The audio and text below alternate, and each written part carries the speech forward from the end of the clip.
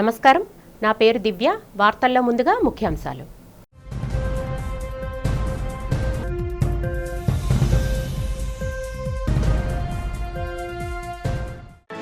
తిరుమల లడ్డు కల్తీ నెయ్యి వ్యవహారంపై అసెంబ్లీలో మాట్లాడిన ఉప ముఖ్యమంత్రి పవన్ కళ్యాణ్, దోషులు ఎవరైనా సరే కఠినంగా శిక్షించాల్సిందేనని స్పష్టం.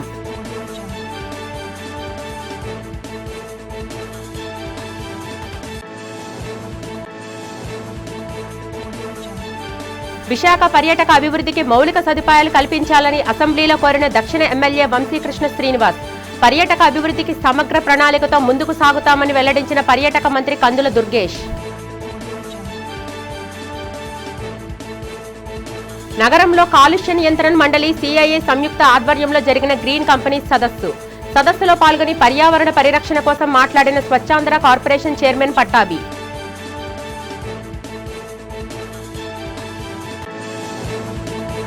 నగరంలో అత్యంత ఘనంగా జరుగుతున్న ఏయూ శతాబ్ది ఉత్సవాల్లో భాగంగా హెల్మెట్ విలువను తెలియజేస్తూ నిర్వహించిన helmet for life safety for all rally. Tirumala laddu కల్తీ నెయ్యి వ్యవహారంపై ఉప ముఖ్యమంత్రి పవన్ కళ్యాణ్ తీవ్రస్థాయిలో స్పందించారు. శాసనసభలో జరిగిన లఘు చర్చల్లో ఆయన మాట్లాడుతూ, కల్తీ నెయ్యి వ్యవహారంలో దోషులు ఎవరైనా సరే కఠినంగా శిక్షించాల్సిందేనని స్పష్టం చేశారు. కల్తీ నెయ్యిలో ఏ రసాయనాలు వాడారో ఆ పెరుమాళ్లకే తెలియాలన్నారు. లడ్డూ ప్రసాదంలో జంతు సంబంధ రసాయనాలు ఉన్నాయని ఎన్డీడీబీ రిపోర్ట్ చెప్పింది. అసలు అది నెయ్యి కాదని సిబిఐ రిపోర్ట్ ఇచ్చిందన్నారు. ఇది ధర్మానికి సంబంధించిన విషయం. సకల మతాలను గౌరవించడం ఈ దేశ సంస్కృతి. టీటీడీ పాత బోర్డుని జగన్ ఎందుకు వెనకేసుకొస్తున్నారన్నారు. అంటే ఆయనకి ఇందులో భాగం ఉన్నట్టే కదా అని పవన్ కళ్యాణ్ ప్రశ్నించారు.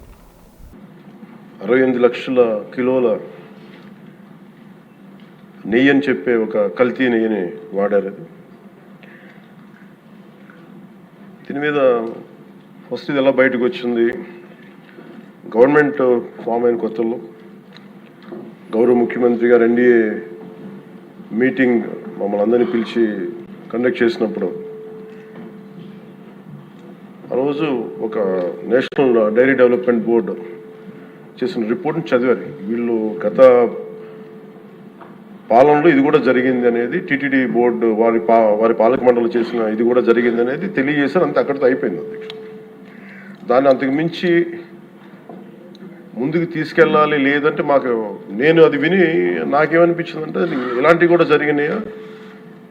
ఎందుకంటే ఆల్రెడీ గతంలో తిరుమలకి పైకి వెళ్ళినప్పుడు కొంత స్థానికంగా కొంత చెప్పింది, తిరుమలలో చెప్పింది, ఇవన్నీ కోరిలేట్ చేసుకొని కొంత ఆ ప్రసాదం కూడా క్వాలిటీ లేదని ఎలా చేశారు ఏంటో అనుకున్నాం. కానీ ఒక గబుక్కుని ఒకళ్ళు బ్లేమ్ చేయడం అనేది చాలా ఆలోచించి మాట్లాడతాం. ముఖ్యంగా పబ్లిక్ లైఫ్లో ఉన్నాం కానీ బాధ్యతగా ఉన్నాయి మా పొజిషన్లో. అలాంటిది అసలు ఈ నెయ్యిలో కల్తీ జరగలేదు ఇవన్నీ వాళ్ళు మాట్లాడుతుంటే దాని మీద చాలా కంప్లీట్ వివరణ ఇవ్వాల్సిన అవసరం ఉంది అనిపించింది అధ్యక్ష. కలియుగ ప్రత్యక్ష దైవం తిరుమల శ్రీ వెంకటేశ్వర స్వామి వారిని మంగళవారం కేంద్ర పౌర విమాన శాఖ మంత్రి కింజరపు రామ్మోహన్ నాయుడు దర్శించుకున్నారు. మాజీ ఎంపీ గల్లా జయదేవ్ మరియు విమానాశ్రయ ఉన్నత అధికారులతో కలిసి ఆలయానికి చేరుకున్న ఆయనకు టీటీడీ అధికారులు సాంప్రదాయబద్ధంగా సాదర స్వాగతం పలికారు. మంత్రి బృందం స్వామివారిని దర్శించుకొని ప్రత్యేక పూజల్లో పాల్గొని మొక్కులు చెల్లించుకున్నారు. అనంతరం రంగనాయకుల మండపంలో వేద పండితులు వారికి ఆశీర్వచనం పలుకగా ఆలయ అధికారులు శ్రీవారి తీర్థ ప్రసాదాలను చిత్రపటాన్ని అందజేశారు. పలువురు ప్రముఖులు కూడా మంగళవారం స్వామివారిని సందర్శించుకున్నారు. మాజీ ఎంపీ లగడపాటి రాజగోపాల్, ప్రముఖ సినీ నటి రవీనా టాండన్, టీడీపీ ఎమ్మెల్యే నల్లారి కిషోర్ కుమార్ రెడ్డి మరియు పాండిచ్చేరి విప్ ఆర్ముగం తదితరులు స్వామివారి సేవలో పాల్గొన్నారు. దర్శనం అనంతరం ఆలయ అధికారులు ఈ ప్రముఖులందరికీ శ్రీవారి ప్రసాదాలను అందజేశారు. మరి ముఖ్యంగా దర్శనం ఒక విశేషం అయితే, దర్శనంతో పాటు మొన్ననే రాష్ట్ర ముఖ్యమంత్రి వర్యులు చంద్రబాబు నాయుడు గారి చేతుల మీదుగా లాంచ్ అయినటువంటి ఇంటిగ్రేటెడ్ కమాండ్ కంట్రోల్ సెంటర్ ఏదైతే కొత్తగా ఇక్కడ ఎస్టాబ్లిష్ చేశారో దాన్ని కూడా మేము పర్యవేక్షించడం జరిగింది. మేము కూడా మినిస్ట్రీ ఆఫ్ సివిల్ ఏవియేషన్ లో ఒక కమాండ్ సెంటర్ ఏర్పాటు చేయాలని ఎంతో కాలం నుంచి మేము కూడా ఒక ప్రయత్నం చేస్తున్నాం. మాకు కూడా ఈ రోజు చాలా ఉపయోగపడే విధంగా బ్రహ్మాండంగా ఈ రోజు ఇక్కడ కమాండ్ కంట్రోల్ సెంటర్ చేశారు. దానికి టీటీడీ వారికి హృదయపూర్వకమైనటువంటి అభినందనలు తెలియజేస్తున్నాం. ఎందుకనంటే అలాంటి కమాండ్ కంట్రోల్ సెంటర్ ఏర్పాటు చేయాలనంటే కొన్ని సంవత్సరాలు పడుతుంది. కానీ భక్తులు కలిసి, ఎన్ఆర్ఐస్ కొంతమంది అందరూ కలిసి ఇక్కడ ఉన్నటువంటి పరిస్థితులు గమనించి ఈ రోజు ఉండే టెక్నాలజీ, ముఖ్యంగా ఏఐని వాడుకొని భక్తులందరికీ కూడా తక్కువ సమయంలో మంచి ఫెసిలిటీస్తో స్వామివారి దర్శనం చేసుకునే విధంగా, ఇబ్బంది లేకుండా చేసుకునే విధంగా ఈ యొక్క కమాండ్ కంట్రోల్ సెంటర్ ఏర్పాటు చేయడం అనేది చాలా గొప్ప ఎడిషన్ మన తిరుమల తిరుపతి దేవస్థానం. రాజమహేంద్రవరంలో వెలుగులోకి వచ్చిన కల్తీపాలు ఘటనపై కూటమి ప్రభుత్వం తగిన చర్యలు తీసుకోవడంలో పూర్తిగా విఫలమైందని మాజీ మంత్రి చెల్లిబోయిన వేణు, మాజీ ఎమ్మెల్యేలు జక్కంపూడి విజయలక్ష్మి, జక్కంపూడి రాజా విమర్శించారు. ఈ సందర్భంగా మంగళవారం జక్కంపూడి నివాసంలో ఏర్పాటు చేసిన పాత్రికేయుల సమావేశంలో వారు మాట్లాడుతూ ఈ దుర్ఘటనలో మరణించిన బాధితుల కుటుంబాలకు తక్షణమే 25 లక్షల చొప్పున ఎక్స్గ్రేషియా ప్రకటించాలని డిమాండ్ చేశారు. వారం రోజులుగా క్షతగాత్రులు ఆసుపత్రిలో చికిత్స పొందుతున్నప్పటికీ ఈ సమాచారం ఉన్నత అధికారుల దృష్టికి వెళ్లకపోవడం రాష్ట్ర ఇంటెలిజెన్స్ వ్యవస్థ వైఫల్యానికి నిదర్శనమని మండిపడ్డారు. కేవలం ప్రతిపక్షాలపై తప్పుడు కేసులు పెట్టడానికే పోలీస్ వ్యవస్థ పరిమితమైందని, ప్రజల ప్రాణాలకు రక్షణ లేకుండా పోయిందని వారు ఆరోపించారు. ఈ ఘటనపై సమగ్ర విచారణ జరిపి దోషులను కఠినంగా శిక్షించాలని కోరారు. జిల్లా చరిత్రలో ఒక విషాదకరమైనటువంటి రోజుగా ఇప్పుడే జక్కంపూడి విజయలక్ష్మి గారు, రాజా గారు ఉదయం నుండి ఎవరైతే ఈ పాల కల్తీ వల్ల ప్రాణాలు కోల్పోయినటువంటి కుటుంబాలను పరామర్శించారు. పరామర్శించడమే కాకుండా ఆసుపత్రిలో ఉన్నటువంటి ఎవరైతే రీనల్ ఫెయిల్యూర్స్తో ఉన్నటువంటి వారు, అంటే కిడ్నీ సంబంధితమైనటువంటి ఫెయిల్యూర్తో డయాలసిస్, వెంటిలేటర్ పైన ఉన్నటువంటి బాధితులను కూడా నేను జక్కంపూడి రాజా గారు కలిసి పరామర్శించడం జరిగింది. మీ ద్వారా ఈ ప్రభుత్వ కపట నిద్రని, లేకపోతే కావాలని చేస్తున్నటువంటి ఈ కార్యక్రమాల మీద కొన్ని ప్రశ్నలు వేయాల్సినటువంటి అవసరం ఉంది. పేదవాడి ఆరోగ్యానికి కానీ, మధ్యతరగతి ఆరోగ్యానికి కానీ, ఏదైనా ప్రమాదం జరిగినటువంటి ప్రజల యొక్క ఆరోగ్యానికి కానీ భద్రత, భరోసా ఇవ్వాల్సింది ప్రభుత్వం. కొన్ని కేసెస్ ఆల్మోస్ట్ 6 రోజులు, 7 రోజులు, వారం రోజులు కూడా గడుస్తూ ఉన్నట్టుగా కనిపిస్తాం.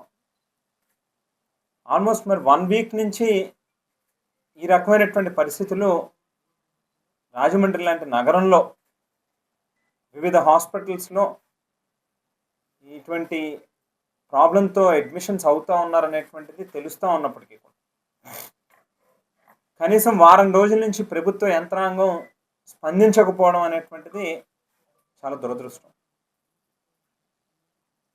ఇవాళ రాష్ట్రంలో ఉన్నటువంటి ప్రభుత్వ యంత్రాంగాలు, వ్యవస్థలు అన్నీ కూడా ఎంతసేపు ఉన్నా రాజకీయ కక్ష సాధింపులకి మాత్రమే వారిని ఉపయోగిస్తూ ఉన్నారు.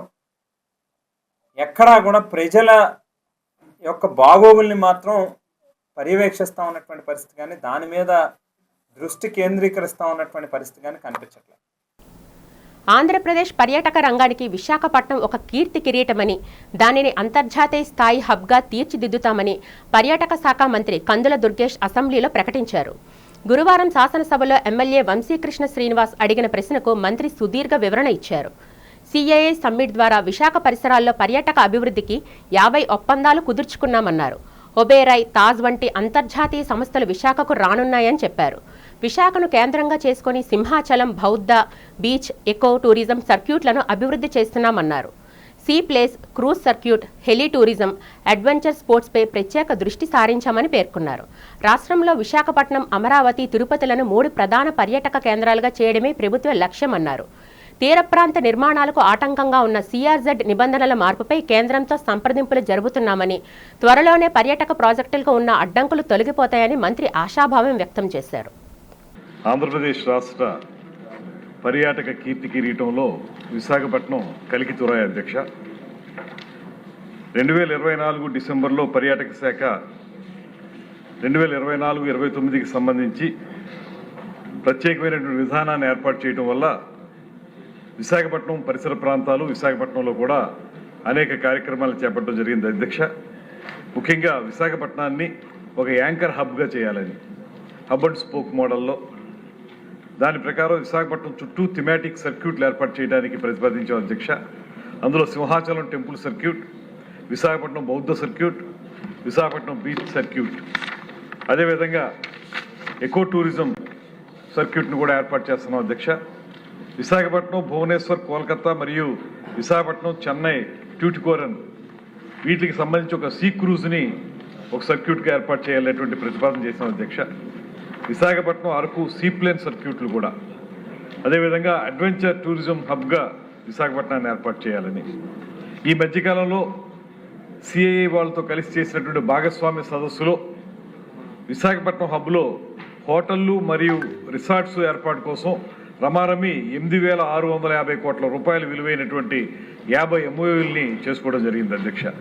అదేవిధంగా స్టేట్ ఇన్వెస్ట్మెంట్ ప్రమోషన్ బోర్డులో 16 ప్రాజెక్టుల్ని ప్రభుత్వం ఆమోదించింది అధ్యక్ష. ఇవి 2,858 రూములను ఏర్పాటు చేయడానికి మరియు 4,098 కోట్ల రూపాయల పెట్టుబడికి కూడా ఈ SIPBలో మనం శాంక్షన్లు చేసుకోవడం జరిగింది అధ్యక్ష. ఆంధ్రప్రదేశ్ అసెంబ్లీలో మంగళవారం ఏపీ ఎస్ఆర్టీసీ కార్మికుల సంక్షేమంపై బీజేపీ ఫ్లోర్ లీడర్ విశాఖ ఉత్తర నియోజకవర్గ ఎమ్మెల్యే పి విష్ణుకుమార్ రాజు గళమెత్తారు. ముఖ్యంగా ఆర్టీసీ కార్మికుల ఆరోగ్య భద్రత అంశాన్ని ఆయన సభలో ప్రస్తావించారు. రాష్ట్ర రవాణా రంగంలో కీలక పాత్ర పోషిస్తున్న కార్మికులకు మెరుగైన వైద్య సదుపాయాలు కల్పించాల్సిన అవసరం ఉందని, వారి కుటుంబాలకి ఆరోగ్య భద్రత కల్పించడంలో ప్రభుత్వం ప్రత్యేక చొరవ చూపాలని ఆయన కోరారు. కార్మికుల క్షేమాన్ని దృష్టిలో ఉంచుకొని తక్షణమే తగిన చర్యలు తీసుకోవాలని ఈ సందర్భంగా ఆయన ప్రభుత్వాన్ని డిమాండ్ చేశారు. గౌరవ ముఖ్యమంత్రి నారా చంద్రబాబు నాయుడు గారు ఆయన కంప్లీట్ రాజకీయ అంతా ఉపయోగించి అధ్యక్ష, ఆయనకున్న అనుభవాన్ని ఉపయోగించి అత్యంత అద్భుతమైన పథకం స్త్రీ శక్తి పథకం అధ్యక్ష. ఆ స్త్రీ శక్తి పథకాన్ని ప్రజలు అత్యంత అద్భుతంగా ఆదరిస్తున్నారు అధ్యక్ష. ఈ ఆంధ్ర రాష్ట్రంలో more than 40 crores of people, అంటే 40 కోట్ల దాటి ఆగస్టు 15, 2025లో మొదలుపెట్టినప్పటి నుంచి 40 కోట్ల ఫ్రీ టికెట్స్ ఇవ్వడం జరిగింది అధ్యక్ష. అంటే ఒక్కొక్క మహిళకి 2,500 రూపాయల నుంచి 3,000 రూపాయల వరకు ఆదాయం వచ్చే అద్భుతమైన పథకం అధ్యక్ష. ఈ పథకాన్ని ఉపయోగించుకుని మహిళలందరూ సంతోషంగా ఉన్నప్పటికీ కూడా ఆ పథకాన్ని సరైన విధానంలో తీసుకెళ్లి ఆర్టీసీ కార్మికులు మాత్రము మానసికంగా క్షోభిస్తున్నారు అధ్యక్ష. దానికి కారణం ఏంటంటే అధ్యక్ష, అంతకుముందు ఏపీఎస్ఆర్టీసీ అధ్యక్ష దీంట్లో ఈ కష్టపడి 24 hours కూడా కష్టపడి పనిచేస్తున్న వారు కండక్టర్స్, డ్రైవర్సు, అట్లాగే శ్రామిక్స్ అధ్యక్ష, మెకానిక్స్, ఆఫీస్ స్టాఫ్ అధ్యక్ష. ఈ రాష్ట్రంలో 48,000 మంది ఉన్నారు అధ్యక్ష. ప్రజలకి ఎంతో సేవ చేస్తున్నప్పటికీ కూడా అనారోగ్యంతో మరణిస్తున్నారు అధ్యక్ష. అంటే దానికి కారణం ఏంటంటే అధ్యక్ష, 1/1/2020 అంటే 1 January న్యూ ఇయర్ గిఫ్ట్ కింద జగన్మోహన్ రెడ్డి గారి ప్రభుత్వము వీళ్ళకి అంతకుముందు ఏపీఎస్ఆర్టీసీలో ఉన్న వైద్య విధానాన్ని మార్చి ఈహెచ్ఎస్లో పెట్టారు అధ్యక్ష. ద్విచక్ర వాహనంపై ప్రయాణించేవారు విధిగా హెల్మెట్లు ధరించాలని నగర police commissioner doctor Shankhabhadra Bagchi అన్నారు. ప్రమాదవశాత్తు ఏదైనా ప్రమాదం జరిగితే వాహనంపై ప్రయాణించే వారికి తలకు బలమైన గాయాలు తగలకుండా హెల్మెట్ పరిరక్షిస్తుందన్నారు. ఏయూ శతాబ్ది ఉత్సవాల్లో భాగంగా helmet for life, safety for all అనే నినాదంతో నగరంలో బైక్ ర్యాలీ జరిగింది. ఈ ర్యాలీని నగర police commissioner Shankhabhadra Bagchi AU Gandhi విగ్రహం వద్ద జెండా ఊపి ప్రారంభించారు. ఈ సందర్భంగా పోలీస్ కమిషనర్ బాగ్చి ఏయూ ఉపకులపతి ఆచార్య జీపీ రాజశేఖర్ మాట్లాడారు. ద్విచక్ర వాహనాన్ని నడిపేవారు వెనుక కూర్చున్న వారికి హెల్మెట్ తలకు శ్రీరామ రక్షగా ఉంటుందన్నారు. వాహనంపై ఉండేటప్పుడు ఖచ్చితంగా హెల్మెట్ ధరించి ఉండాలన్నారు. ప్రమాదం జరిగితే హెల్మెట్ లేకపోతే ద్విచక్ర వాహనంపై ప్రయాణించే వారికి తలకు బలమైన గాయాలు తగులుతాయన్నారు. తలకు బలమైన గాయాలు తగిలితే ప్రాణాలకే ముప్పు ఏర్పడే అవకాశం ఉంటుందని హెచ్చరించారు. ప్రతి ఒక్కరూ తమ కుటుంబాన్ని, ప్రాణాన్ని దృష్టిలో పెట్టుకొని హెల్మెట్ ధరించాలని వారు సూచించారు. ఈరోజు పరిస్థితి చూస్తే ప్రతి సంవత్సరం ప్రపంచంలో దాదాపు 12 లక్షల మంది రోడ్ ట్రాఫిక్ యాక్సిడెంట్లు చనిపోతున్నారండి. మన భారతదేశంలో దాదాపు 1,80,000 దాకా వ్యక్తులు ప్రతి సంవత్సరం రోడ్ ట్రాఫిక్ యాక్సిడెంట్లో చనిపోతున్నారండి. ఈ రోడ్ ప్రమాదంలో ముఖ్యంగా బైక్ మీద ప్రయాణిస్తూ ఉన్న, 2 వీలర్ మీద ప్రయాణిస్తూ ఉన్న వాళ్ళు చనిపోతారండి. పెడెస్ట్రియన్స్, పాదచారులతో కలిసి ఎక్కువ మంది వాళ్ళే చచ్చిపోతారండి. ఎందుకు 2 వీలర్ మీద ప్రయాణిస్తున్న వ్యక్తులు చచ్చిపోతున్నారని చూస్తే వాళ్ళు హెల్మెట్ ధరించరు.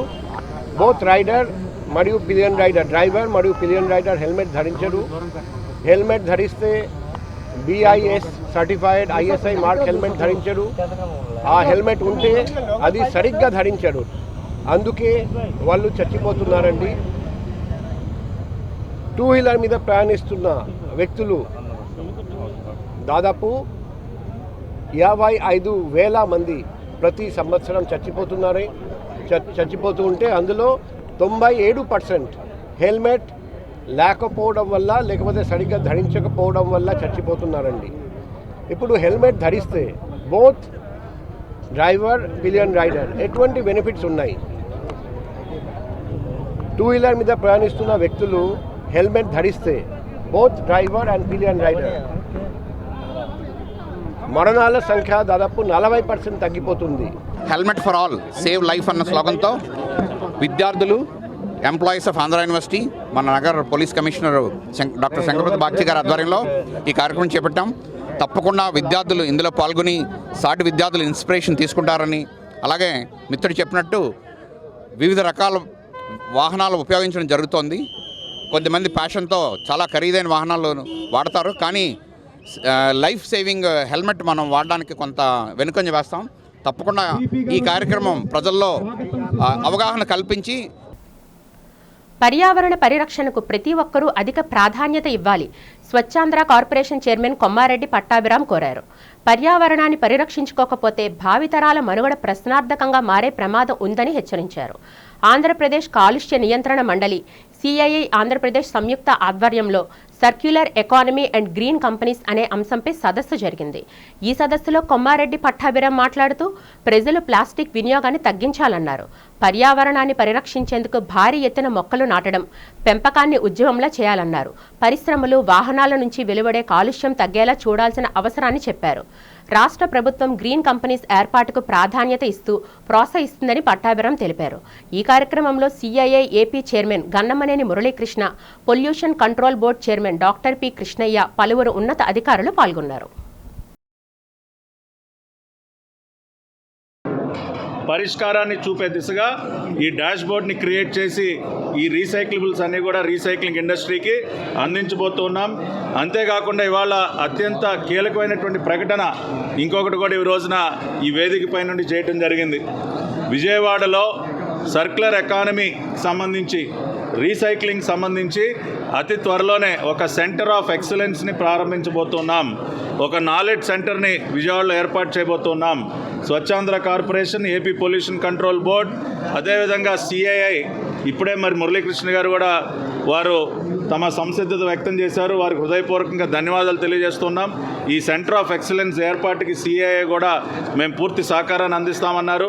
అదేవిధంగా AP council for science and technology APCOST వారు భూమిని కూడా అందిస్తామని మెంబర్ సెక్రటరీ శరత్ గారు తెలియజేయడం జరిగింది. కావున అతి త్వరలోనే గౌరవ ముఖ్యమంత్రి చంద్రబాబు నాయుడు గారు, పవన్ కళ్యాణ్ గారుల చేతుల మీదుగా విజయవాడలో సర్క్యులర్ ఎకానమీ సెంటర్ ఆఫ్ ఎక్సలెన్స్ని ప్రారంభించబోతున్నాం. దాని యొక్క అనౌన్స్మెంట్ కూడా ఇప్పుడే వేదికపై చేయడం జరిగింది. ఆ రకంగా ఓవరాల్గా దేశంలోనే ఒక రోల్ మోడల్గా ఉండే విధంగా సర్క్యులర్ ఎకానమీలో రీసైక్లింగ్ విషయంగా ఆంధ్రప్రదేశ్లో మనం చేపట్టాల్సినటువంటి అన్ని కార్యక్రమాలు కూడా చేపడుతున్నాం. వీటన్నిటికీ కూడా పెద్దలు కృష్ణయ్య గారు అన్ని రకాలుగా మాకు సహకరిస్తూ ఈ ఇనిషియేటివ్స్ అన్నిటికీ కూడా వారు సారథ్యం వహిస్తూ ఈ కార్యక్రమాలని ముందుకు తీసుకెళ్తున్నారు. స్వచ్ఛాంధ్ర కార్పొరేషన్గా మేము కూడా క్రియాశీలక పాత్ర దీనిలో పోషిస్తూ మున్సిపల్ సాలిడ్ వేస్ట్, అదేవిధంగా గ్రామీణ ప్రాంతాల్లో కూడా 220 ప్లాస్టిక్ వేస్ట్ మేనేజ్మెంట్ యూనిట్స్ నెలకొల్పబోతున్నాం. Confederation of Indian industry, Andhra Pradesh కాలుష్య నియంత్రణ మండలి సంయుక్త సారథ్యంలో మన రాష్ట్రంలో కొత్తగా ప్రవేశపెట్టినటువంటి సర్క్యులర్ ఎకానమీ రీసైక్లింగ్ పాలసీ గురించి పారిశ్రామికవేత్తలతోటి, శాస్త్రజ్ఞులతోటి ఒక చర్చా వేదిక ఏర్పాటు చేసి ఈరోజంతా మన రాష్ట్రంలో ఉన్నటువంటి పారిశ్రామికంగా వచ్చేటువంటి వ్యర్థాలు, అదేవిధంగా ఇళ్లలోంచి వచ్చే వ్యర్థాలు, ప్లాస్టిక్ వ్యర్థాలు, వ్యవసాయ రంగం నుంచి వచ్చే వ్యర్థాలు, వీటన్నిటినీ నిరుపయోగంగా ఎక్కడెక్కడ పడేసి మనం కాలుష్యాన్ని పెంపొందించకుండా కాలుష్య నియంత్రణలో భాగంగా ఈ వ్యర్థాలన్నీ పునర్వినియోగం తెచ్చినట్లయితే ఒకవైపున పర్యావరణం బాగుపడుతుంది, ఆర్థిక అభివృద్ధి జరుగుతుంది, ఉపాధి కలుగుతున్న ఉద్దేశంతో ఈ సర్క్యులర్ ఎకానమీ అనే పాలసీని ప్రజల్లోకి తీసుకెళ్లేదానికి సిఏఏ వారు మేము కలిసి ఉమ్మడి కార్యక్రమం చేపడుతున్నాం. ఇక్కడే కాకుండా రాష్ట్రంలో తదుపరి విజయవాడలోను, తిరుపతిలోను, కడపలో కూడా ఇటువంటి సదస్సులు నిర్వహించి ప్రజల్లోనూ ముఖ్యంగా ఇప్పుడిప్పుడే ఏదైనా చిన్న పరిశ్రమలు పెట్టుకోవాలనుకున్నటువంటి ఔత్సాహికుల్లో ఈ ప్రచారాన్ని తీసుకెళ్ళి ఈ పాలసీ యొక్క విధానాలు తెలియపరిచి ఆంధ్రప్రదేశ్ పర్యాటక రంగానికి పారిశ్రామిక హోదా కల్పించినందుకు ముఖ్యమంత్రి చంద్రబాబు నాయుడు, ఉప ముఖ్యమంత్రి పవన్ కళ్యాణ్, మంత్రి లోకేష్లకు విశాఖ దక్షిణ ఎమ్మెల్యే వంశీకృష్ణ శ్రీనివాస్ ధన్యవాదాలు తెలిపారు. శాసనసభలో పర్యాటక రంగంపై జరిగిన చర్చలో ఆయన మాట్లాడుతూ, విశాఖలో అపారమైన అవకాశాలు ఉన్నప్పటికీ మౌలిక సదుపాయాలేమీ వల్ల పర్యాటకులు బ్యాంకాక్, వియత్నాం, గోవా వంటి ప్రాంతాలకు వెళ్లిపోతున్నారని ఆవేదన వ్యక్తం చేశారు. గత ప్రభుత్వ హయాంలో ఉన్న ఏకైక రిసార్ట్ను కూల్చివేసి ప్యాలెస్ నిర్మించడం వల్ల పర్యాటక రంగానికి నష్టం వాటిల్లిందన్నారు. విశాఖలో పెట్టుబడులు పెట్టేవారికి రాయితీలు ఇవ్వాలని, సుమారు 10 మెగా ప్రాజెక్టులను తీసుకురావాలని ఆయన కోరారు. మెఫేరియర్, ఒబేరాయ్ వంటి సంస్థలు వస్తే యువతకు ఉపాధి లభిస్తుందని పేర్కొన్నారు. విశాఖ నుంచి అరకు వరకు ఉన్న రహదారిని విస్తరించాలని, ముఖ్యంగా ఎండాడ నుంచి భీమిలి వరకు ఉన్న సిఆర్జెడ్ నిబంధనలను జోన్ 3 నుంచి జోన్ 2కు మార్చాలని మంత్రిని కోరారు. తద్వారా చిన్న వ్యాపారస్తులకు ఇబ్బందులు తొలగుతాయని, దళారుల బెడద తప్పుతుందని వివరించారు. బీచ్లలో పర్యాటకులు గడిపే సమయాన్ని పెంచి మౌలిక వసతులు మెరుగుపరిస్తే దక్షిణ భారతదేశంలోనే విశాఖ నెంబర్ 1 టూరిస్ట్ కేంద్రంగా మారుతుందని వంశీకృష్ణ స్పష్టం చేశారు. ముఖ్యంగా పర్యాటక రంగాన్ని పరిశ్రమ హోదా కల్పించినందుకు ముఖ్యమంత్రి గారికి, డిప్యూటీ సీఎం గారికి, లోకేష్ గారికి ప్రత్యేకమైన ధన్యవాదాలు అధ్యక్ష. అయితే అధ్యక్ష, విశాఖపట్నంలో ఎన్నో అభివృద్ధి కార్యక్రమాలు చేస్తున్నప్పటికీ ముఖ్యంగా మౌలిక సదుపాయాలు లేకపోవడం వల్ల చాలా ఇబ్బందులు అవుతున్నాయి అధ్యక్ష. గత ప్రభుత్వం ఉన్నటువంటి ఒకే ఒక టూరిజం రిసార్ట్ని కూడా ఎరగొట్టి ఆయన 30 సంవత్సరాల కళని నెరవేర్చుకోవడానికి ఒక ప్యాలెస్ కట్టారు అధ్యక్ష. అది కూడా లేదు అధ్యక్ష. అక్కడ ముఖ్యంగా విశాఖపట్నంలో ఇప్పుడే మంత్రి గారు చెప్పినట్టుగా ఎక్కువ పెట్టుబడులు పెట్టే వాళ్ళకి సబ్సిడీతో పాటు దాదాపుగా ఒక 10 వరకు ఒక మెగా ప్రాజెక్ట్ తీసుకొచ్చి, ఒక ఓబరాయ్ హోటల్స్ కావచ్చు, మేఫేర్ కావచ్చు, మెగ్లాన్ కావచ్చు, చాలా సంస్థలు వచ్చి ఆ ప్రాంతం అంతా అభివృద్ధి జరిగి యూత్ అంతా కూడా ఎంప్లాయ్మెంట్ వచ్చే అవకాశం ఉంది అధ్యక్ష. అయితే అధ్యక్ష, విశాఖపట్నంలో ముఖ్యంగా అరకు అనేది చాలా ఇంపార్టెంట్ కాబట్టి విశాఖపట్నం నుంచి అరకు వెళ్ళే మార్గం మాత్రం కొంచెం చిన్నగా ఉంది అధ్యక్ష. దానికి కొంచెం పెద్దగా చేయాలని చెప్పేసి మీ ద్వారా కోరుకున్నాం అధ్యక్ష. సింహగిరి క్షేత్రపాలకులైన శ్రీ త్రిపురాంతకేశ్వర సమేత త్రిపురాంతక స్వామివారి ఆలయంలో ధ్వజస్తంభ పునఃప్రతిష్ఠ మహోత్సవాలు సోమవారం వైభవంగా ప్రారంభమయ్యాయి. ఆలయ ఈవో జె వెంకట్రావు దంపతులు ఈ పవిత్ర కార్యక్రమాల్లో పాల్గొని శ్రీకారం చుట్టారు. ఉదయం 10 గంటలకు స్వస్తివాచకం, విఘ్నేశ్వర పూజ, యాగశాల ప్రవేశంతో 5 రోజుల పాటు జరిగే ఈ ఉత్సవాలకు అంకురార్పణ చేశారు. ఈ సందర్భంగా అర్చకులు శాస్త్రోక్తంగా అఖండ దీపారాధన, ప్రధాన కుంభవాహన, స్వస్తివాచకం నిర్వహించారు. ఈ కార్యక్రమంలో ఏఈఓ తిరుమలేశ్వరరావు, ఆలయ అధికారులు, అర్చకులు మరియు దాతలు పాల్గొన్నారు. రానున్న 5 రోజుల పాటు వివిధ హోమాలు, జపాదులతో ప్రతిష్ఠ పర్వదినాలు కొనసాగుతాయన్నారు.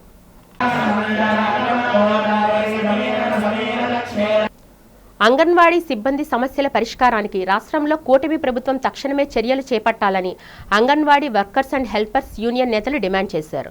యూనియన్ ఆధ్వర్యంలో జీవీఎంసీ గాంధీ విగ్రహం వద్ద రిలే నిరాహార రోజైన మంగళవారం కూడా కొనసాగాయి. ఈ దీక్షను ఉద్దేశించి anganwadi workers and helpers union Visakha జిల్లా ప్రధాన కార్యదర్శి వెంకటలక్ష్మి మాట్లాడారు. అంగన్వాడీ టీచర్లకు, ఆయాలకు వెంటనే వేతనాలు పెంచాలన్నారు. అంగన్వాడీల సమస్యలపై కూటమి ప్రభుత్వం ఎన్నికల సందర్భంగా ఇచ్చిన హామీలను అమలు చేయాలన్నారు. అంగన్వాడీలకు వైసీపీ పాలనలో తీరని అన్యాయం జరిగిందన్నారు. అంగన్వాడీల హెల్పర్లు, టీచర్లు వేతనాలు పెంచుకుంటే భవిష్యత్తులో ఆందోళన కార్యక్రమాలు తీవ్రతరం చేస్తామని రాష్ట్ర ప్రభుత్వాన్ని హెచ్చరించారు. ఈ కార్యక్రమంలో యూనియన్ నాయకులు, అంగన్వాడీ టీచర్లు, ఆయాలు పాల్గొన్నారు. ఈరోజు మేము ఈ నిరాహార దీక్షలో వేతనాలు పెరుగుదల మీద ఉద్దేశించి మొదలుపెట్టినవి. ఈ దీక్షలో మాకు వేతనం పెరిగే వరకు దీక్షలు, తర్వాత తదుపరి చలో విజయవాడ కార్యక్రమం కూడా ఉంది. మాకు గత 42 రోజుల సమ్మెకాలంలో ఈ కూటమి ప్రభుత్వం మేము ఎక్కడైతే టెంట్ వేసుకొని ఉన్నామో అన్ని చోట్లకి వచ్చి మీరు అడుగుతున్న డిమాండ్లు న్యాయమైన డిమాండ్లు కాబట్టి అది ఈ ప్రభుత్వం నెరవేర్చాలి. నెరవేర్చిన ఎడలకి మేము మా ప్రభుత్వం మీరు మమ్మల్ని గెలిపించుకోండి, మా ప్రభుత్వం వచ్చాక మీరు ఏదైతే న్యాయమైన డిమాండ్లు ఉన్నాయో అవన్నీ మేము నెరవేరుస్తామని చెప్పున్నారు. ఆ విధంగా మేము దఫాలుగా మన ముఖ్యమంత్రి గారికి, మినిస్టర్లకి రాతపూర్వకమైన లెటర్లు రాసి ఇచ్చున్నాము. కానీ ఈ రోజున ప్రభుత్వం ఏ రకమైన ఆలోచన కూడా అంగన్వాడీల మీద చేయలేదు. తమ సమస్యలు పరిష్కరించాలని జీవీఎంసీకి ఎదురుగా ఉన్న గాంధీ విగ్రహం వద్ద ఏపీ సిపిఎస్ ఎంప్లాయీస్ అసోసియేషన్ ఆధ్వర్యంలో సాగర సంఘాను దీక్ష పేరుతో నిరసన కార్యక్రమాన్ని నిర్వహించారు. ఈ కార్యక్రమంలో జిల్లా వ్యాప్తంగా ఉన్న ఉద్యోగులు వేల సంఖ్యలో హాజరయ్యారు. సిపిఎస్ విధానాన్ని రద్దు చేసి పాత పెన్షన్ పునరుద్ధరణ చేయాలని నినాదాలు చేశారు. ఈ సందర్భంగా సంఘం నేతలు మాట్లాడుతూ ప్రస్తుత కూటమి ప్రభుత్వం సిపిఎస్ ఉద్యోగులకు సంక్రాంతికి చెల్లించిన జీఏ బకాయిలు కొంతవరకు మాత్రమే ఉద్యోగులకు జమ కాబడ్డాయని అన్నారు. డిఏ బకాయిలు వెంటనే చెల్లించాలని డిమాండ్ చేశారు. మెమో 57ను అనుసరించి అర్హత సాధించిన సుమారు 4000 మందిని పాత పెన్షన్ విధానంలోకి తక్షణమే తీసుకురావాలని కోరారు. ఈ కార్యక్రమంలో పిల్లల ఆనంద్ తదితరులు పాల్గొన్నారు. విశాఖపట్నంలో సాగర సంగ్రామ దీక్ష అనే పేరుతో ఈ కార్యక్రమాన్ని ఏపీసీపీఎస్సీ ఆధ్వర్యంలో నిర్వహిస్తూ ఉన్నాము. దీనికి గల ప్రధాన కారణం ఏంటంటే రాష్ట్రంలో ఉన్నటువంటి సుమారు 4 లక్షల సిపిఎస్ ఉద్యోగులు ఎవరైతే ఉన్నామో వాళ్ళందరికీ కూడా కూటమి ప్రభుత్వము మేనిఫెస్టోలో మేము వచ్చినటువంటి సంవత్సరంలోపు సరైనటువంటి పరిష్కారాన్ని చూపిస్తామనేటువంటి హామీని ఇవ్వడం జరిగింది. అందులో డిప్యూటీ సీఎంగా ఉన్నటువంటి పవన్ కళ్యాణ్ గారు అయితే మన అనకాపల్లిలోనే ఒక మాట కూడా చెప్పారు. జగన్మోహన్ రెడ్డి గారు అయితే వారం రోజుల్లో సిపిఎస్ రద్దు చేస్తానని చెప్పారు. కానీ మేము అలాంటి మోసాలు చేయము, ఖచ్చితంగా ఒక సంవత్సరంలో మటుకు శాశ్వతమైనటువంటి పరిష్కారం చూపిస్తామని చెప్పి మన విశాఖపట్నం జిల్లా అనకాపల్లిలోనే చెప్పడం జరిగింది. అది మరి మేము ఈ వేదిక ద్వారా అడుగుతా ఉన్నాము. వర్కింగ్ అవర్స్లో మాకు అనేకమైన ఇబ్బందులు, గూగుల్ ఫామ్స్ నింపడం, సరైన టైంకి మాకు డిఏలు ఇవ్వలేదు. స్కూల్ అవర్స్లో మానేసా గూగుల్ ఫామ్స్ నింపటమే సరిపోతుంది. అంతేకాకుండా అసెస్మెంట్స్ బుక్, యాక్షన్ ప్లాను, హాలిడేస్ను కూడా ఈ గవర్నమెంట్ వచ్చిన తర్వాత హాలిడేస్ను కూడా కుదించి ఎప్పుడు 220 రోజులు ఉండే స్కూల్స్ని ఈరోజు 230 అక్కడ చేసిన గవర్నమెంట్ ఇదే చరిత్రకు ఎక్కుతుంది. ఎంత చూసినా మన విద్యాశాఖ మంత్రి గారు నాకు తెలియదు అన్నట్టు నిమ్మక నీరెత్తినట్టే ఉన్నారే తప్ప ఈ టీచర్స్ ఎందుకు ఇంత సమస్య వస్తుంది, ఎందుకు ఇంతవరకు రోడ్డు మీదకి వస్తున్నారని ఆలోచించట్లేదు. గత ప్రభుత్వం ఇదే విధానం అవలంబించడం వల్ల వాళ్ళు ఈరోజు ఏ విధంగా ఉన్నారో తెలుసుకుని ఈ గవర్నమెంట్ అయినా టీచర్స్కు ఇబ్బంది పడితే ఏ విధంగా ఉంటుందో తెలుసుకోవాలని మన గవర్నమెంట్కి తెలియజేస్తున్నాము. రాష్ట్ర వ్యాప్తంగా వర్కింగ్ జర్నలిస్టుల పెండింగ్ సమస్యల పరిష్కారం కోరుతూ మార్చి 4న చెలో విజయవాడ కార్యక్రమాన్ని నిర్వహించనున్నట్లు జాతీయ జర్నలిస్టుల సంఘం కార్యదర్శి గంట్ల శ్రీనుబాబు, విశాఖ జిల్లా అధ్యక్షులు పి నారాయణ తెలిపారు. మంగళవారం అక్కయ్యపాలెంలో ఒక ప్రైవేటు హోటల్లో ఏపీ వర్కింగ్ జర్నలిస్టుల federation, broadcast, small and medium newspapers అసోసియేషన్ల ప్రతినిధుల సమావేశం జరిగింది. ఈ సందర్భంగా వారు మాట్లాడుతూ ప్రధానంగా జర్నలిస్టులకు ఇళ్ల స్థలాలు కేటాయింపు, హెల్త్ ఇన్సూరెన్స్ పూర్తిస్థాయి అమలు, ప్రమాద బీమా పునరుద్ధరణ, ఇతర రాష్ట్రాల తరహాలో పెన్షన్ విధానం, మీడియా కమిషన్ ఏర్పాటు వంటి 11 డిమాండ్ల సాధనకై ఈ పోరాటం చేస్తున్నట్లు వివరించారు. కార్పొరేట్ సంస్థల ద్వారా జర్నలిస్టుల కుటుంబాలకు ఉచిత విద్య, వైద్యం అందేలా ప్రభుత్వం చర్యలు తీసుకోవాలని కోరారు. మార్చి 4న విజయవాడలో శాంతియుత ర్యాలీ నిర్వహిస్తామని, అనంతరం తుమ్మలపల్లి కళాక్షేత్రంలో జరిగే బహిరంగ సభకు మంత్రుల కొలుసు పార్థసారథి, వాసంశెట్టి సుభాష్లను ఆహ్వానించామని తెలిపారు. ఈ కార్యక్రమంలో రాష్ట్ర వ్యాప్తంగా ఉన్న జర్నలిస్టులు అధిక సంఖ్యలో పాల్గొని విజయవంతం చేయాలని వాళ్ళు పిలుపునిచ్చారు. ఈ సమావేశంలో యూనియన్ ప్రతినిధులు జి శ్రీనివాసరావు, మదన్, జగన్మోహన్ తదితరులు పాల్గొన్నారు. వార్తలు ముగించే ముందు ముఖ్యాంశాలు మరొకసారి చూద్దాం.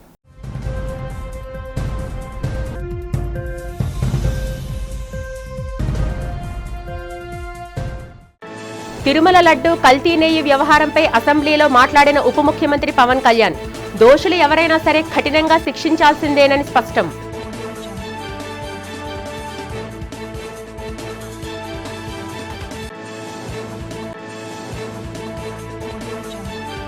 విశాఖ పర్యాటక అభివృద్ధికి మౌలిక సదుపాయాలు కల్పించాలని అసెంబ్లీలో కోరిన దక్షిణ ఎమ్మెల్యే వంశీకృష్ణ శ్రీనివాస్, పర్యాటక అభివృద్ధికి సమగ్ర ప్రణాళికతో ముందుకు సాగుతామని వెల్లడించిన పర్యాటక మంత్రి కందుల దుర్గేష్.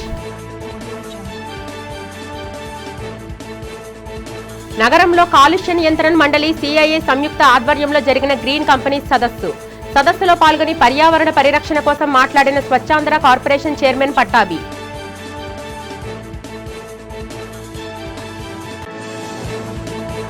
నగరంలో అత్యంత ఘనంగా జరుగుతున్న ఏయూ శతాబ్ది ఉత్సవాల్లో భాగంగా హెల్మెట్ విలువను తెలియజేస్తూ నిర్వహించిన helmet for life, safety for all rally. ఈ వార్తలు ఇంతటితో సమాప్తం. నమస్కారం.